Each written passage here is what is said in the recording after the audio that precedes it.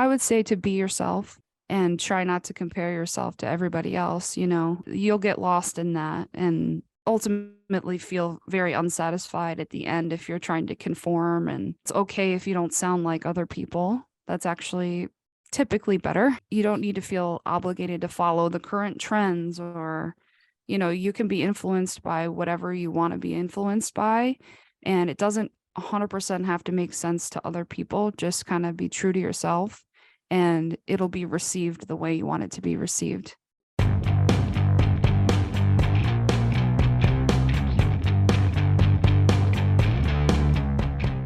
Welcome to Local Music Talks. I'm your host, Kayla, and I'm here to learn all about NEPA local musicians and what makes them each and all unique. Today, I have with me Amanda Rogan of Sweetnest. Sweetnest is an indie dream band from Scranton, PA.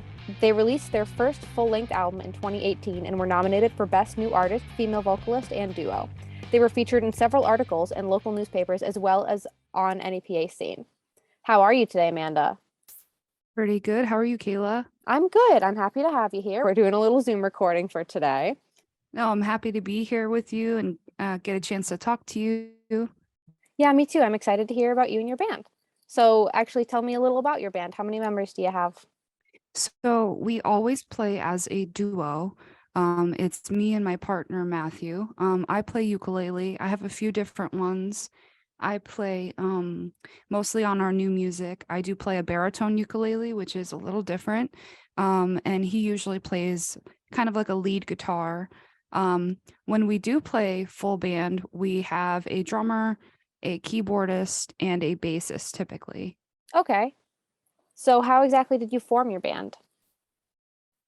So I actually played solo for a super long time. So I started writing when I was about 12 years old. I'm 30 now. And it was just always by myself, kind of in my room and just an outlet for me. And it wasn't until college that I kind of branched out and tried to get involved with other musicians in terms of my own music, and collaboration and everything like that. I was always singing with other people, but it wasn't my own music really. It wasn't really focused around my own stuff that I've written. So I just happened to meet Matt at a gallery opening one time and we kind of hit it off and we started there. And again, just kind of being in the scene, everyone is pretty connected. So everything really just fell into place nicely. We found an awesome place to record, which is JL Studios in Oliphant. It's located in Magden Music. And he works with a lot of local artists. So that has also connected me to people that I record with and collaborate with. So what exactly drew you to the music industry? What made you want to start pursuing it fully and playing out? So I would say the industry still scares me. The industry itself isn't ideal, especially sometimes for female musicians. I guess when I was writing, my main goal was for other people to just hear the music and maybe like it or relate to it. And that was really the goal for me.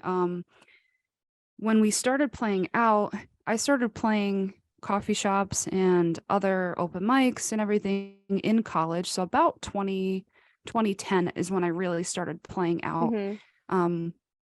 And again, that's when I started to meet people and, make a little money here or there playing gigs. And I found it interesting. It was never really a goal of mine to pursue it super seriously in the beginning. It was just kind of putting my feelers out there. I knew that I loved music and it was kind of my life, but um I didn't really necessarily see it as like a business venture or anything like that. I just Okay. kind of yeah, I kind of just like took some steps towards getting myself out there and meeting like-minded people and sharing my music was kind of the first step. Um, but yeah, as far as the music business goes, Still kind of getting in there? yeah, so like we're pretty good with marketing. We've done a lot of playlisting, which has gotten us some plays on Spotify and a few other things. I always say that like I write the music and that's like the part I'm good at. And Hmm. the other stuff is when I try to have people come in and help us or hire someone to assist us with those types of things. Okay. So, can you describe a little bit about what genre your music is? Sure. So it's a little difficult to explain sometimes. We are typically acoustic based, indie, indie folk. Some people call us like dream folk, just because when we are able to use our studio, we can really develop our sound in a lot of different ways. So we really play a lot with texture in Hmm. music. I'm actually a painter, so it's similar to me, layering music, and it connects to everything artistically too.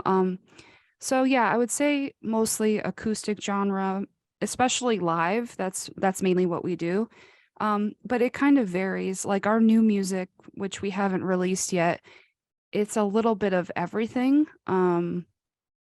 It was just a rough couple years, so it's kind of all over the place. Hmm. We have some softer songs which people are used to, but then we do have some heavier songs on the album too.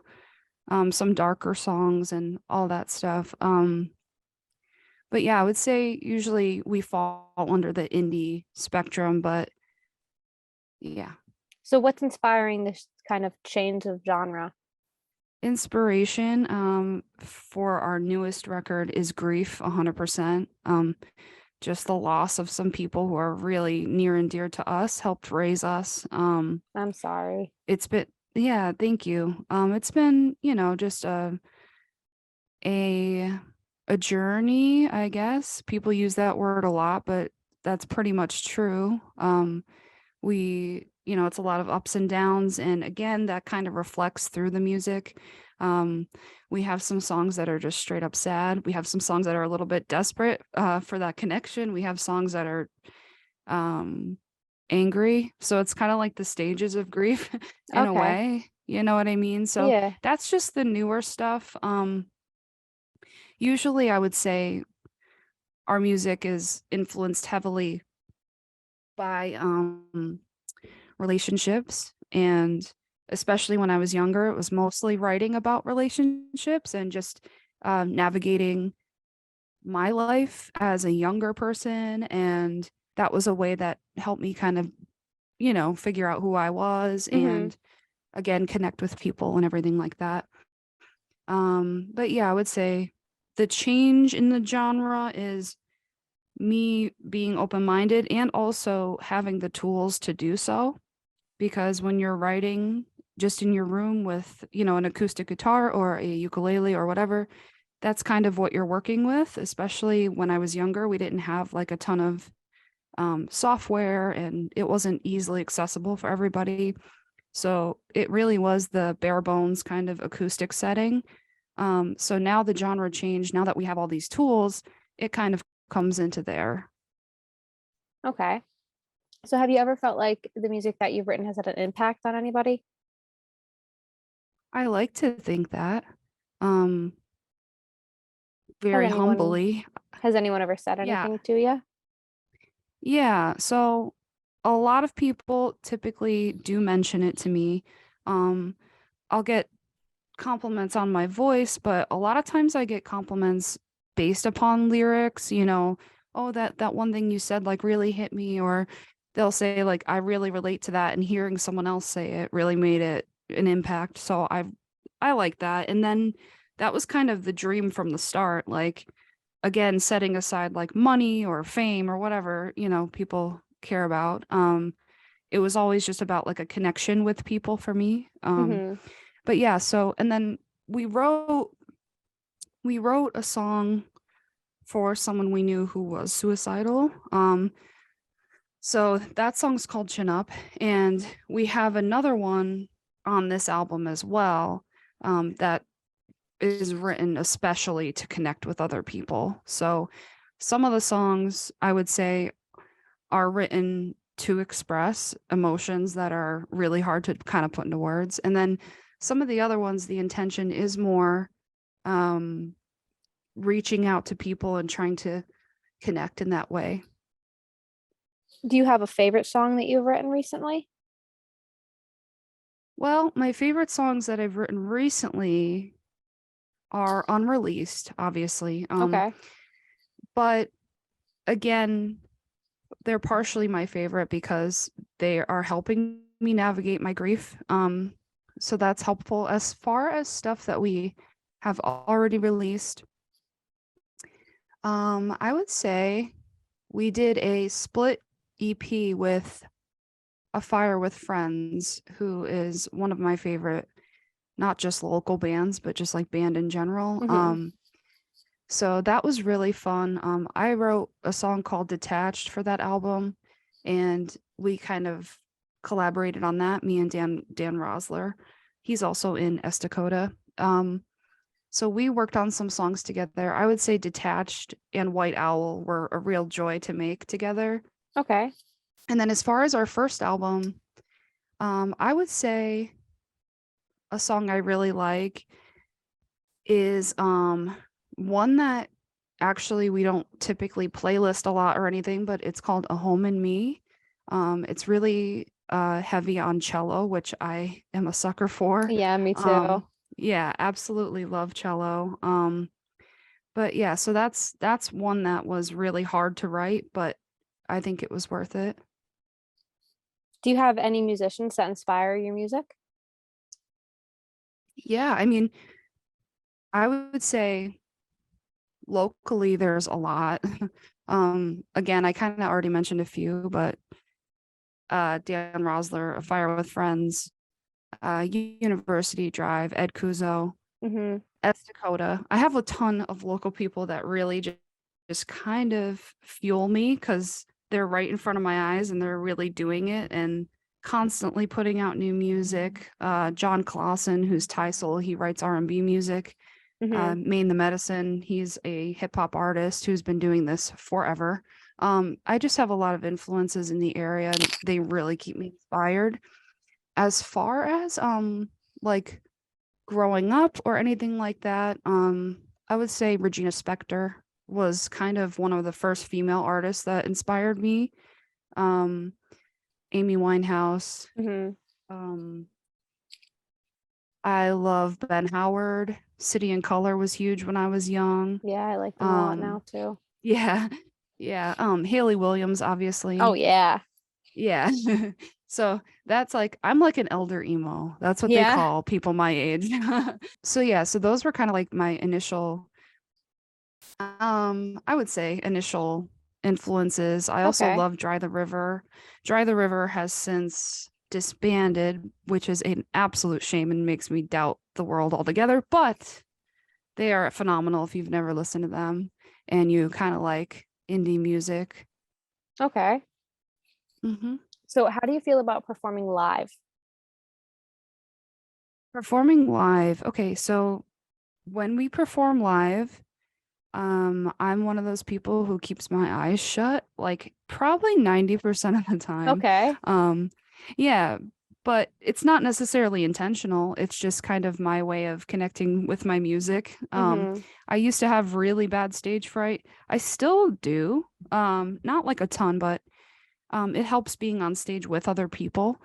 I just growing up playing solo all the time, that was tough. Mm-hmm. Um, but now that I get to play with friends and everything like that, it's definitely the stage fright has definitely gone down a bit. But I love playing live and just seeing people and connecting in that way. And especially if they're enjoying the music, it's usually pretty obvious if they are or Mm-hmm. if they're not. So yeah, that's really cool when we play live. Also kind of experimenting with our sound live too is something we're working with as well. I Okay. have a pedal board for my uke now. So we're just really experimenting with different like ambient sounds and everything like that, hoping So to kind of expand the live experience. gotcha. Where do Mhm. you normally play? So some of the places that we were booked a lot have closed, unfortunately, through the pandemic, that being Stage West, Carl Hall, which Yeah. recently closed. But those were two massive ones that we used to Mm-hmm. play. We do play the Cultural Center. We play I also sing with James Barrett. Oh, So okay. yeah, so Were you at that we festival, the Iron Furnace Festival last year? yes, Oh, yes. okay, cool. I saw you there then. Yes, definitely. Yeah, so I recorded that album with James. I think every song where I'm on, but it was a lot of fun. James is a really sweet kid, and I know he's only a couple years younger than me, but he's a really good person. Yeah. Love working with him. Playing with his band especially is super fun. Um, but yeah, so we typically play that. We also play a lot of like fundraisers, and we Okay. play a lot of yeah, like benefits of some kinds too. But yeah, some local bars, and then we just played up at Montage Mountain, but we've been kind of focusing on the recording process the past couple months, so we haven't booked a ton. But yeah, Gotcha. Carl Hall we were playing the most, which is has been kind of a hit to the area, but Yeah, I know. Do you have yeah. a favorite spot that you've played at? Hmm. Well, there used to be a bar called The Keys, and that was my favorite place to play. It was very small and intimate, but also really fun and a Mhm. great atmosphere. Have since closed. That was one of my favorites. Carl Hall is still absolutely, definitely one of my favorites to play. And of course, Stage West was a wonderful venue. They had an amazing sound system, but we do like to play the V Spot a lot. Again, their sound system is awesome and they work with the artists really well, which is that makes or breaks a performance, Mhm. the sound people. And honestly, River Street Jazz Cafe. So Oh, I okay. think River Street Jazz Cafe is kind of my favorite place right now. They have like a really sweet green room and it's really, really nice there. Yeah. So I would say out of the places that we currently play, that's probably the top one. Okay, cool. So do you have a process or ritual that you do before a performance? Yeah, so I try to do an hour of warm-ups vocally just throughout the day, not Okay. all at once or anything. I also teach voice, so I try to incorporate some of those exercises. But typically I do a little meditation, a little yoga, and try to have fun and get into a good headspace, usually with my dogs or Okay.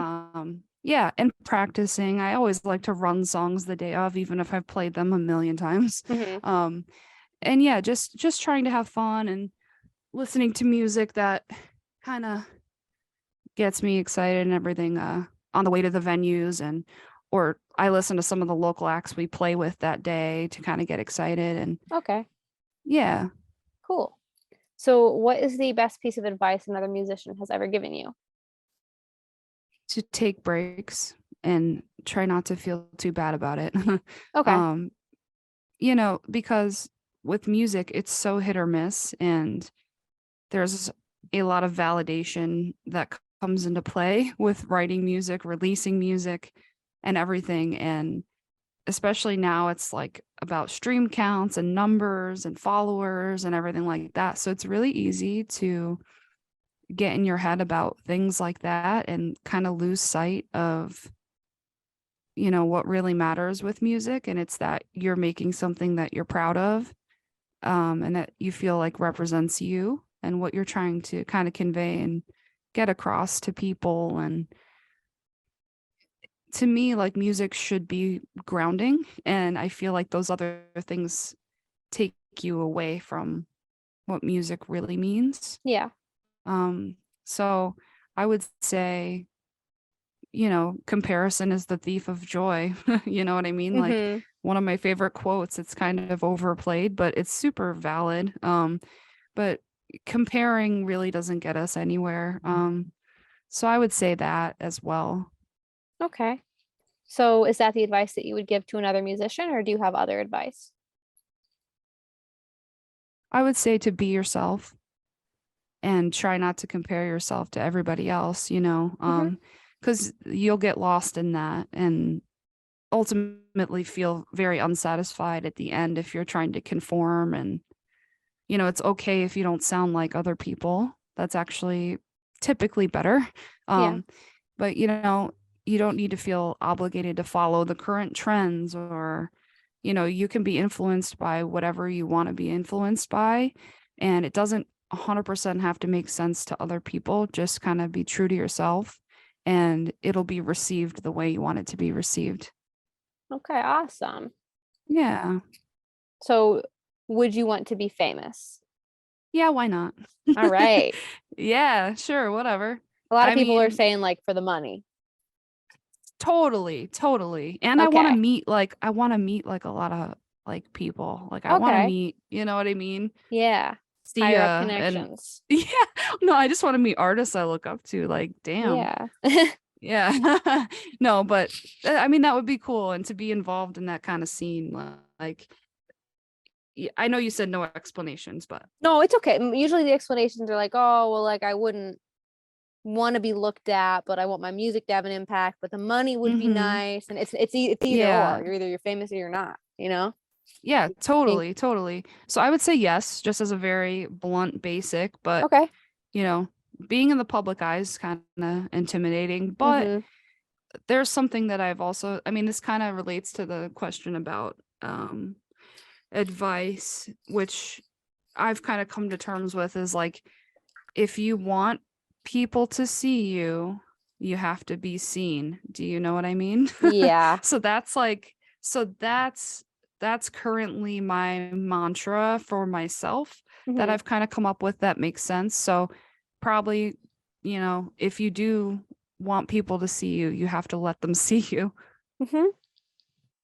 All right. So what do you do outside of music? I know you said you teach music too, but what do you do outside of your band? Sure. Outside of my band, I do teach music. I teach kids and adults at a school in Wilkes-Barre. It's called Rockology Music Academy. Okay. Um, my main job, I run the activity department with senior folks, which I love. I love the elderly population. They are like Okay. my besties. Yes. Um, so I run their music and art department and all the fun stuff, parties and whatever. Um, I am an artist, so I do paint and I love collage. That's where we got our first album cover from. Um, I have dogs, so I'm pretty much obsessed with them, as most people are. Mm-hmm. And I love to be outside. Um, I love to read. Yeah, outside of my band.